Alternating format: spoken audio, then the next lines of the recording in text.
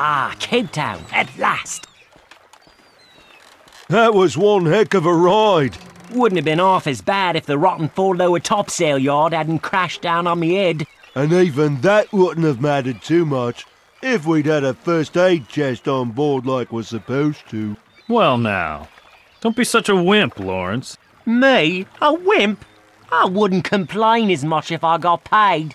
Lawrence is right. As long as you're not paying us anyway, the least we want is a shore leave that fits the bill.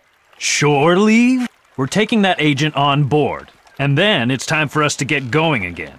No can do, Captain. Our demand is clear-cut. A bit of shore leave's got to be part of the deal. All right. But a short one, mind you. And you gotta get us something to wet our whistles. That's the ticket. Downright fun is what we want. The very least you could do is supply us with a bottle of rum for all the trouble we went to.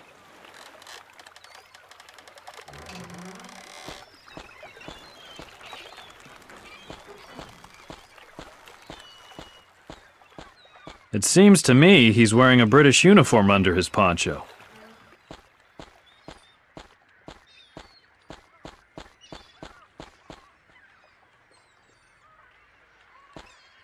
A small donation for a man whom fate has left in dire straits. The Savvy Shark. Help a former The Adventurer's captain in Outfitter. need.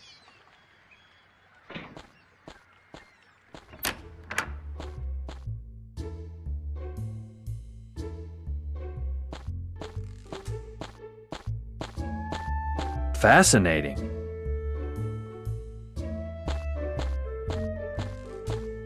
Send your wild and incredible adventures to the loved ones back home. It plays all the great hits, like Wagner, A Curtain. Ah! Are you crazy? What deed confronts my eyes? Leave the young lady alone at once! Shut your trap. Hey, what do you think you're doing?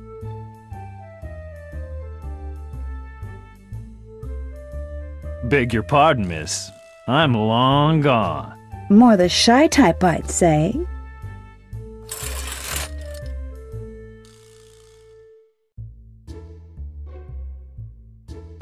Another one of those poor lunatics trying to make their fortune in Cape Town. Ha! What do you mean, ha? Dear me. Ha! As in, ha! Another one of those down-and-out adventurers bent on trying their luck in Africa. Prove you were successful. Ha! Nothing simpler than that. I was on the Canary Isles and did a fabulous business there, old chap. Prove you visited the Canaries. I do have a bottle of fine Norwegian rum here. That's proof if there ever was any. It's the basis of my not inconsiderable wealth. The natives are literally mad about this stuff. Ha! Prove that you're wealthy. Let's see, here, you take the bottle. After all, I still got hundreds of them. Ha!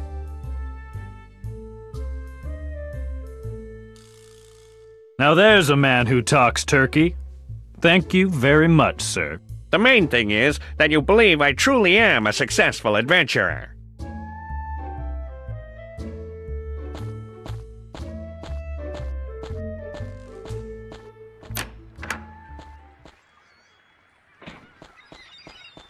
A few pennies so I can buy myself a new ship.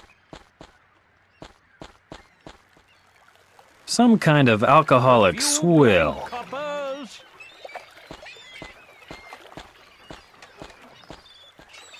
Here, take this bottle. But don't drink too much. We'll be setting sail soon. Rum! Hey, it's a start. Time for us to get going. Time for a pub crawl. And we won't be back until the funds run out. See you later, Jack. But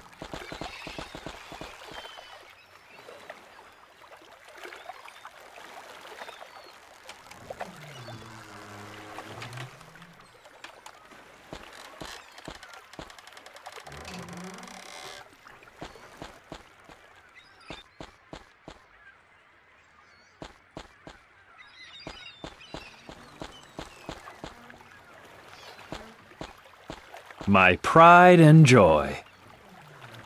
I shouldn't cast off until the agent's willing to come aboard.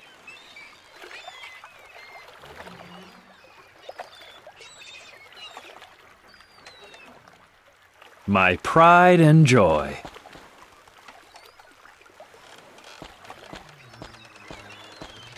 My pride and joy. I shouldn't cast off until the agent's willing to come aboard.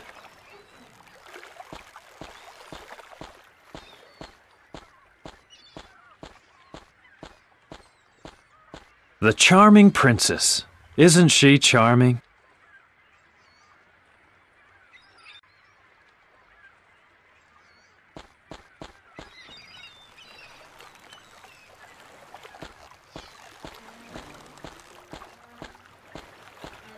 I keep the last of my moolah here so that Eric and Lawrence don't find it. Oops! Now the plank is broken clean off. So much for my secret stash. Oh well, more than these 30 shillings weren't in there anyway.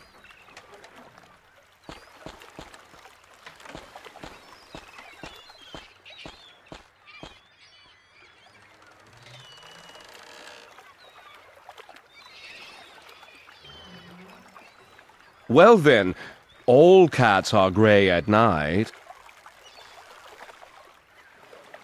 Do you have something against cats? Right, let me put it this way.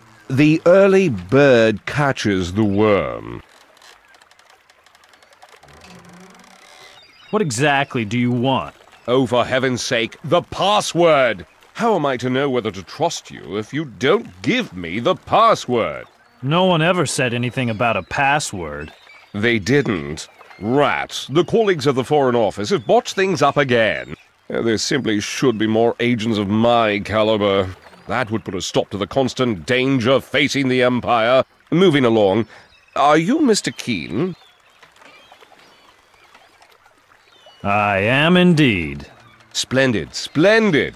What I'll do is clue you in a bit then. Not too much, mind you.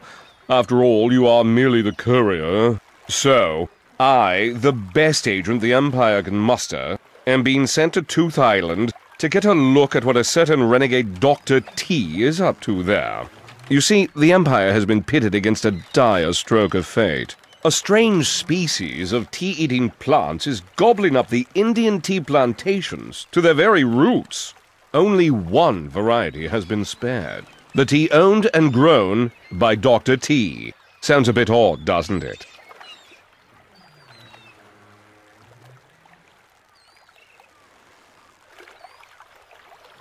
Plants that eat tea leaves? Oh, come on. What's so odd about that? Nothing personal, but that strikes me as a bit odd too. Nonetheless, it is a known fact that this Dr. T has conducted experiments on plants. A tea merchant called Dr. T? How silly can you get? Personally, I believe it's some form of stage name. Oh, a tea crisis. How shocking. I think I'm gonna faint. All in all, your average subject could stand practicing a little abstinence, but the Queen will never, ever abstain from drinking her morning tea. So armies are being conscripted and generals sent marching off all because of the Queen's tea? Much more significant than that. The Queen has sent me. Thank you.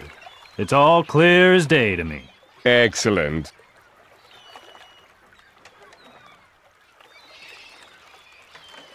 If you're the Empire's best agent, we've got something to worry about.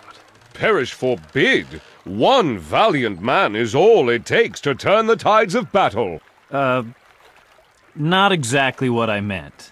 Skipped class during history, did you? What is this Dr. T plotting, anyway? What that fellow's planning? We haven't a clue, which is precisely why I'm being sent there. All we know is that he's been conducting plant research for decades. Tooth Island is renowned for its giant carnivorous plants. Could it be that he's experimented by manipulating them? Be that as it may, whatever it has to do with the Empire, I must and I will find out. Adventure awaits us! Ha ha! Onward, lads! Jeepers creepers, I'm stuck with sailing a madman across the ocean. What do I have to do? You? The first thing you could do is make yourself useful by mailing this parcel. But there's not even a stamp on it. That is your problem, not mine. Once you have mailed the parcel, I shall be ready to depart. Listen, I'm a captain, not a... Don't start putting on airs with me. A courier is a courier, lad. Tisk tisk. Oh, it's so hard to find well-trained staff these days. In other words, I'm really supposed to play mail boy for you? Do stop putting on those airs all the time. As a certified agent, I know all there is to know about you. I have your complete dossier at my disposal. So, what do you know about me? Well, the following story may sound quite familiar to you. In 1871, you were left on the doorstep of a London orphanage at the age of 2, parents unknown. Sole possession, a knife with a strange key on it. You even know about my knife? That's impressive. You ran away later on and became, in sequence, a deckhand, able-bodied seaman, and eventually a captain on the London-India route. I see. Probably the classic situation where my reputation's preceded me. Quite the contrary. We chose you because your success has been so minimal until now that hardly anybody remembers you. Hold on there a second. On the London-India route, I'm as fast as greased lightning. To our knowledge, the only lightning reported was the flash that struck your ship's mast last summer. Hang on. Nobody can pack a cargo hold fuller than me. That might be an interesting point, if you'd load something other than rats for a change. But I'm still the only captain who has never, ever been searched by customs. Only because the customs officers have a very long list, and you are at the very, very bottom. Well, all right. So I haven't been too successful recently. You see, that's why you're the perfect cover for a man of my importance. Now, kindly scrounge up a stamp first, then expedite this extremely important parcel to the post office. After which we should get going.